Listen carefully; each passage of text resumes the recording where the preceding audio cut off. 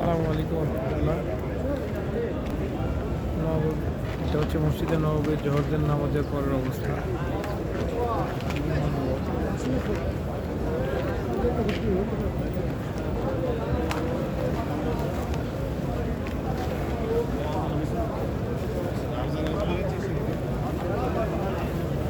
আপনারা যে পাশের বিল্ডিংটা দেখতে পাচ্ছেন এটাতেই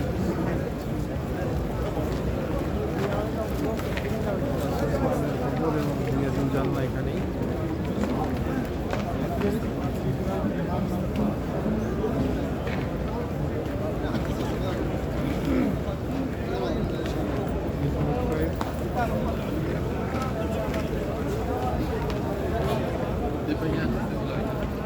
এখানে একটা ব্যাপার হয়ে দাঁড়িয়েছি, এত বেশি লোক সংখ্যা হয় যে অনেকেরই বাইরে দাঁড়াইতে হয় এবং তাদের পজিশন হয়ে যায় আসলে ইমামের সামনে। মানে এই হচ্ছে অবস্থা।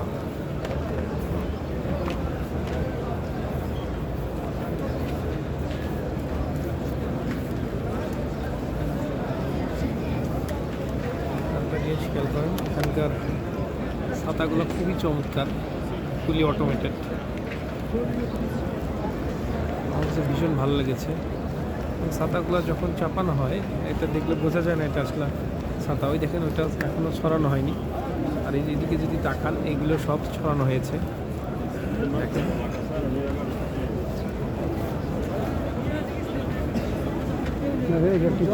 এদিকটায় চাপা, এটা চাপানো।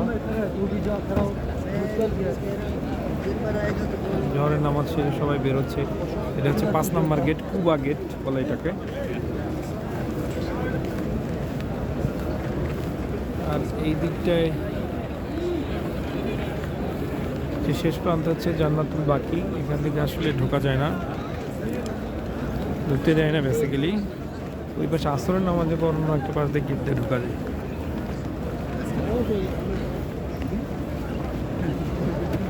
দেখেন কত একটা জান্নাতি পরিবেশ এখানে। সবাই আসলে ইবাদতে মশগুল থাকে। সবাই চায় যত বেশি সময় মসজিদে নববীতে কাটানো যায়। এখানে আদায় করলে 10,000 থেকে 50,000 রাকাত পড়ার সব পাওয়া যায়।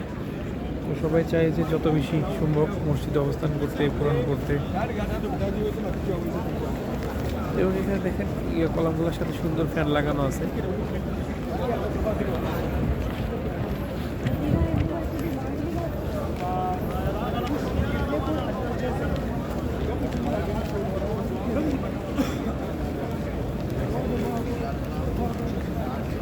আর একটা জিনিস, যারা উমরা করতে আসবেন তারা অবশ্যই উমরা করে যখন মদিনায় আসবেন তখন হচ্ছে আপনার মুআল্লিমকে বলবেন, অথবা আপনারা নিজে আসলেও এখানে একটা নুসু ক্যাপ আছে, যেটা রিয়াজুল জান্নাতে আপনি নামাজ পড়তে চাইলে ওইটা ইনস্টল করে ওখান থেকে অ্যাপ্লিকেশন করতে হয়।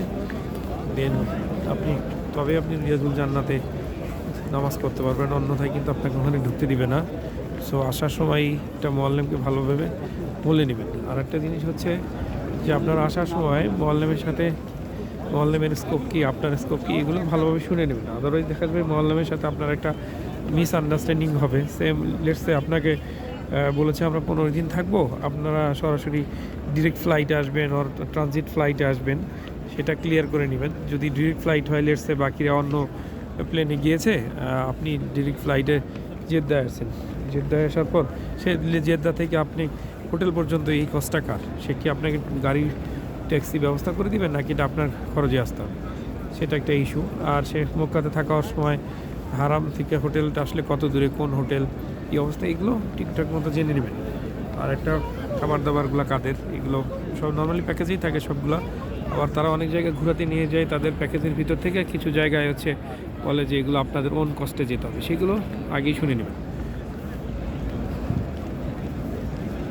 আর মক্কাতে কতদিন অবস্থান করার পর দেন অনেকে মদিনায় আসে, আবার অনেকে মদিনায় শুরুতে থাকে দেন মক্কায় যায়। লেটসে আপনারা মক্কাতেই শুরুতে থাকছেন, মদিনাতে পরে থাকবেন। মদিনা থেকে পরে যদি রাখে, সেক্ষেত্রে ঢাকা থেকে আসার সময় শুনে নেবেন মদিনাতে আগে থাকবে আর মক্কাতে আগে থাকবে। যদি মদিনাতে শেষে থাকে দেন আপনি ওনাকে বলতে পারেন, যদি আপনি ডিরেক্ট ফ্লাইটে যেতে চান তাহলে আগেই বলবেন যে না, আমার যে ঢাকা থেকে আসার ফ্লাইটটা হচ্ছে আপনি ঢাকা টু জেদ্দা কাটতে বলবেন। আবার যেহেতু মদিনায় শেষে থাকবে দেন ফ্লাইটটা মদিনা টু ঢাকা কাটতে বলবেন সরাসরি। এখান থেকে বিমান পাওয়া যায়, তারা অনেক সময় বলবে যে না পাওয়া যায় না, এরকম কিন্তু এখানে আসলে দেখবেন হচ্ছে যে পাওয়া যায়, কারণ তাদের একটা ব্যাপার থাকে যে তারা অনেক সময় আসলে কমার্শিয়াল দিকটাকেও অনেক বেশি প্রায়োরিটি দেয় অনেকে, সবাই হয়তো একরকম না, সেক্ষেত্রে এই সমস্যাগুলো অ্যাভয়েড করা যায়। অন্যথায় আপনাকে হচ্ছে আপনি আসছেন জেদ্দাতে, আপনার মদিনাতে শেষে থাকবে, বাট আপনার টিকিট ডিরেক্ট ফ্লাইটের কেটে দিয়েছে হচ্ছে আপনাকে জেদ্দা থেকে, তখন আপনাকে আবার সেই